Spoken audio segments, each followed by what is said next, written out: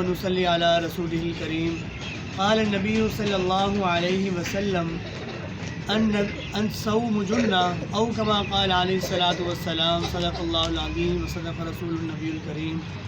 محترم اساتذہ کرام، طلباء کرام، جیسا کہ آپ کو معلوم ہے کہ آج کل کا جو موضوع ہے وہ رمضان کی فضیلت، روزے کی فضیلت اور اسی طرح تراویح کی فضیلت پر چل رہا ہے۔ تو حضور صلی اللہ علیہ وسلم کی طرف سے بہت ساری احادیث، قرآن پاک کی آیات بھی موجود ہیں جو رمضان اور روزے کی فضیلت پر دلیل کرتی ہیں۔ تو اس طرح آج بھی میں یہ عرض کرنا چاہتا ہوں کہ حضور صلی اللہ علیہ وسلم کی طرف سے جو ہے بے شمار احادیث موجود ہیں جو روزے کی فضیلت پر دلیل ہیں۔ تو آج حضور صلی اللہ علیہ وسلم کی حدیث سنانا چاہتا ہوں۔ آپ صلی اللہ علیہ وسلم نے فرمایا الصوم جنہ، روزہ جو ہے ڈھال ہے، جب تک تو اس کو پھاڑ نہ دے، یعنی جب تک تو اس کو محفوظ نہ کرے، تمہارے لیے روزہ ڈھال ہے جہنم سے چھٹکارے کا، جہنم سے بچنے کا۔ روزہ ڈھال ہے جہنم سے بچنے کا، جہنم سے حفاظت کے لیے روزہ جو ہے ڈھال ہے، آپ صلی اللہ علیہ وسلم نے فرمایا۔ اس طرح اور بہت ساری احادیث ہیں۔ اور روزے کا جو مین مقصد ہے، روزے کی جو بنیادی چیز ہے وہ یہ ہے کہ انسان اس کے پورے اجر کو حاصل کرے۔ اگر انسان روزہ رکھے، کھانے پینے سے رکا رہے اور جو گناہ ہے ان سے نہ بچے، تو پھر روزے کا جو خاص اجر ہے انسان اس کو حاصل نہیں کر پاتا۔ تو روزہ صرف جو ہے کھانے پینے کا نام نہیں ہے، بلکہ روزہ نام ہے کھانے پینے سے رکنے کا، گناہوں سے رکنے کا۔ کون سے گناہ؟ ہاتھوں کے گناہ، کون سے گناہ؟ آنکھوں سے ہونے والے گناہ، کون سے گناہ؟ کانوں سے ہونے والے گناہ، کون سے گناہ؟ اسی طرح قدموں کے ساتھ چل کر گناہوں کی طرف چلنے والے گناہ، گناہوں کی طرف جانے والے گناہ، ان سے ہم نے بچنا ہے، ان گناہوں سے بچنا ہے، تو پھر روزے کا پورا اجر ملے گا۔ اس پر حدیث مبارکہ میں سنانا چاہتا ہوں۔ حضرت ابو ہریرہ رضی اللہ تعالیٰ عنہ سے روایت ہے، فرماتے ہیں کہ آپ صلی اللہ علیہ وسلم نے ارشاد فرمایا کہ جس نے روزہ رکھا اور پھر بھوک پیاس کو برداشت کیا لیکن وہ گناہوں سے نہیں بچا، اپنے آپ کو گناہوں سے نہ روکا، جھوٹی بات اور پھیلانے اور اس پر عمل کرنے سے نہ روکا اپنے آپ کو، تو اس کا اللہ تعالیٰ کو بھوکا پیاسا رہنے کا کوئی فائدہ نہیں ہے۔ تو اس کا بھوکا پیاسا رہنا اللہ تعالیٰ کے ہاں اس کا کوئی فائدہ مند نہیں ہے، یعنی اللہ تعالیٰ کو اس کے روزے کی کوئی وقت ہی نہیں ہے اللہ تعالیٰ کے ہاں۔ تو پھر ہم روزہ جب رکھیں تو پھر ہم لایانی چیزوں سے بچیں۔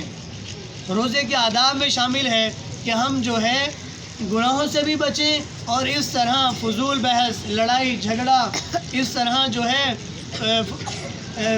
بحث و مباحثہ، ان چیزوں سے ہم خود بھی بچیں اور دوسروں سے بھی بحث کرنے سے گریز کریں۔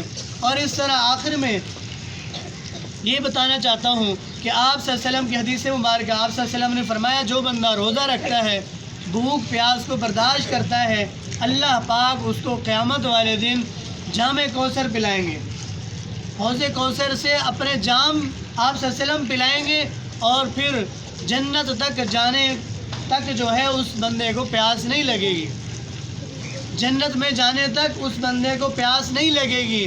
اور وہ قیامت کا دن کتنا بڑا ہوگا کہ اس میں پیاس نہیں لگے گی۔ قرآن پاک میں اس کے بارے میں موجود ہے، فرمایا کان مقدارہ 50,000 سنہ، قیامت کا جو دن ہے وہ 50,000 سال کا ہے۔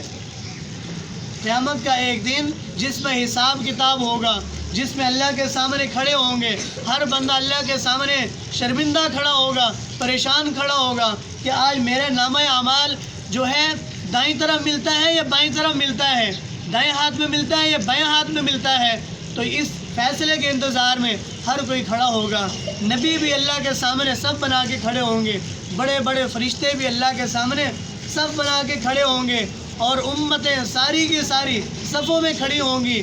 تو پھر اس وقت جو ہے اللہ پاک کی طرف سے حضور صلی اللہ علیہ وسلم جو ہے حوض کوثر سے روزہ داروں کو پانی پلایا جائے گا، پھر ان کو پیاس نہیں لگے گی جنت میں جانے تک۔ تو پھر اندازہ لگائیں اس دن میں ہمارے لیے کتنی ضرورت ہے اللہ تعالیٰ کے حکم پر عمل کرنے کی اور حضور صلی اللہ علیہ وسلم کی باتوں پر عمل کرنے کی۔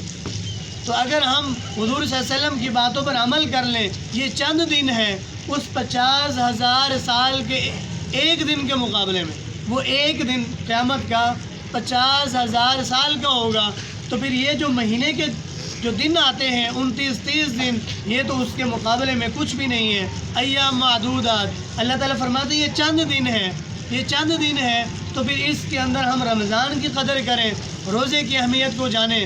جنہوں نے روزے رکھنے شروع کیے ہوئے ہیں وہ ارادہ رکھیں کہ ہم مزید روزے رکھیں گے، اور جنہوں نے ابھی تک شروع نہیں کیا یا 1-2 رکھے ہوئے ہیں وہ بھی کوشش کریں کہ ہم مکمل روزے رکھیں گے بقیہ، اور اللہ تعالیٰ کو راضی کریں گے۔